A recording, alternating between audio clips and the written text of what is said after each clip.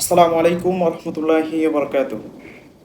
2-3 দিন আগে আমরা কয়েকজন বন্ধু মিলে বরগেস্তলা উচ্চ বিদ্যালয়ের মাঠে কথা বলতেছিলাম। তো আমার একটা বন্ধু আমাকে বললো যে তুই হারাম সম্পর্ক করস না, ঠিক আছে, কিন্তু যারা করে তারা করুক, তুই এটা সম্পর্কে বলিস না বা বলস কেন? হ্যাঁ, যে তারা করুক, সমস্যা কি? খারাপ হলে তো তারা হচ্ছে, তো তুই এই সম্পর্কে বলস কেন?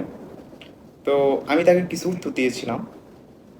তো সেগুলোই আপনাদেরকে বলবো যে আমি কি জন্য বলি যে হারাম সম্পর্কের কথা, বা এটা নিয়ে কি জন্য আমি এত বেশি বলি। হ্যাঁ, এটা সম্পর্কে কিছু বলবো।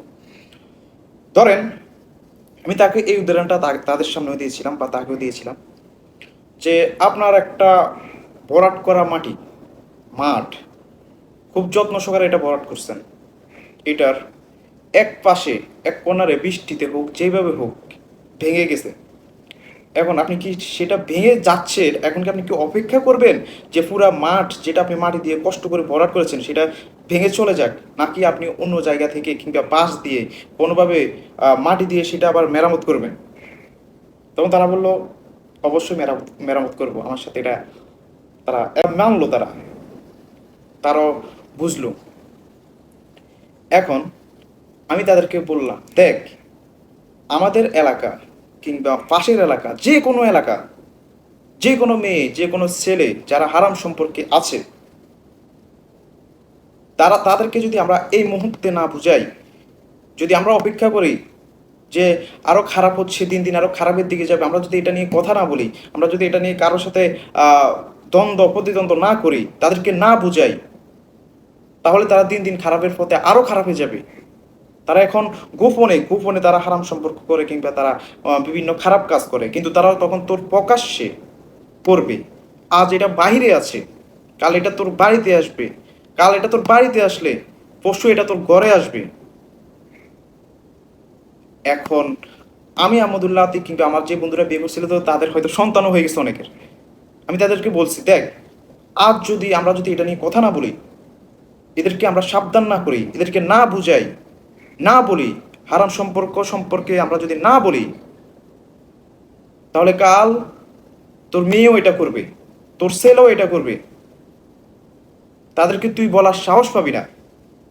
আমরা যদি এখন যদি এটা সম্পর্কে বলি, আমরা যদি এই সমাজটাকে এখন এই সম্পর্কে হারাম সম্পর্কে থেকে বাঁচিয়ে রাখতে পারি, তাদেরকে বুঝিয়ে, আমার কথা হচ্ছে যে আমি কথা বলবো 100 জনের মধ্যে যদি সেখান থেকে 5 জনও যদি হারাম সম্পর্কে সেটা ভালো কাজে চলে আসে, কিংবা হারাম সম্পর্কে না থেকে তাদের বাপ মায়ের সাথে কথা বলে যদি বিবাহ বন্ধনে আবদ্ধ হয়ে যায়, এটা আমার জন্য একটা পাওনা।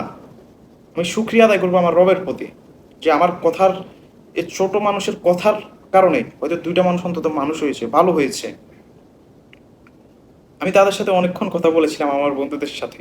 আমার বন্ধুরা হয়তো আমার ভিডিওটা দেখবে, এবং কি যার সাথে সবচেয়ে বেশি কথা হচ্ছে তার সাথেও আমি অনেক কথা বলেছি, সেও হয়তো ভিডিওটা দেখবি তুই। আসলে দেখ, আমরা যদি সবাই, এখন আমি শুধু বলতেছি না যে আমি বলবো, আমি বলতেছি যে সবাই বলবে, সবাই সবার নিজ দায়িত্ব থেকে বলবে। আজ কারো ভাই আছে, কারো বোন আছে, কারো ছোট বোন, বড় বোন বলতে পারতেছে না। কেন বলতে পারতেছে না? কারণ আমরা নিজেরা ঠিক নাই, আমরা নিজেরা এসব থেকে দূরে নাই। আমাদেরকে কেউ বলে নাই যে এটা ভালো না, এই জন্য আমরা তাদেরকে বলতে পারতেছি না। কিন্তু যেহেতু আমি আলহামদুলিল্লাহ এসব থেকে দূরে আছি, এসব হারাম সম্পর্ক থেকে দূরে আছি, আমি দুই একটা কথা বললে সবাই চুপ করে থাকে, কিন্তু বলার সাহস পায় না, অন্য কিছু বলার সাহস পায় না। তাহলে আমি বলবো, আমি তাদেরকে বুঝাবো। 1 দিন, 2 দিন, 3 দিন, 7 দিন, 5 দিন, 6 দিনের দিন হয়তো বা সে আসবে, সে বুঝবে। আমি সবাইকে বলি, আমার বন্ধুদেরকে বলতাম, আমি এটা আমার বন্ধুরা হয়তো জানে বা এখন শুনবে, যে আমি সবসময় বলি যে হারাম সম্পর্ক না করে বিয়ে করে ফেল। মা বাবাকে বল, বিয়ে করে দেখ, সমস্যা নাই। বিয়েটা আল্লাহ তাআলা হালাল করছে, কিন্তু তুই হারাম সম্পর্ক করবি না। আমি এটা সবসময় আমার বন্ধুদেরকে বলতাম, আমার বন্ধুরা হয়তো শুনবে। তো আমাদের এই কথাগুলো বলার একটাই মূল কথা, আমরা শুধু আমি না, আমরা সবাই, এই এলাকার সবাই নিজ নিজ দায়িত্ব হতে, নিজের সন্তান, নিজের ভাই, নিজের বোন, নিজের বাড়ির মানুষ, নিজের পরিবারের মানুষ, সবাই সবাই নিজ দায়িত্ব থেকে দায়িত্ব নেন, তাদেরকে বুঝান। আল্লাহ তাআলা বলছে যে যদি কোনো অন্যায় কাজ দেখো, যদি তোমার হাত দিয়ে সেটা প্রতিরোধ করার ক্ষমতা থাকে, তাহলে হাত দিয়ে করো। আর যদি না থাকে তুমি মুখ দিয়ে বলো। আর যদি মুখ দিয়েও না পারো, তুমি অন্তর থেকে ঘৃণা করো। আমি যেহেতু আলহামদুলিল্লাহ আমি সরাসরি অনেক বলি, মুখ দিয়েও বলি, অন্তর থেকেও ঘৃণা করি, যেটা বলতে পারি এটা অন্তর থেকেও ঘৃণা করি। আল্লাহ তালা আমাদেরকে হেদায়ত দান করুক, আল্লাহ তালা আমাদেরকে সঠিক বুঝ দান করুক, আল্লাহ তালা আমাদের ভাই বোনদেরকে হারাম সম্পর্ক থেকে বের হয়ে হালাল পথে হালালভাবে জীবন গড়ার তৌফিক দান করুক। সবাই ভালো থাকবেন, সুস্থ থাকবেন।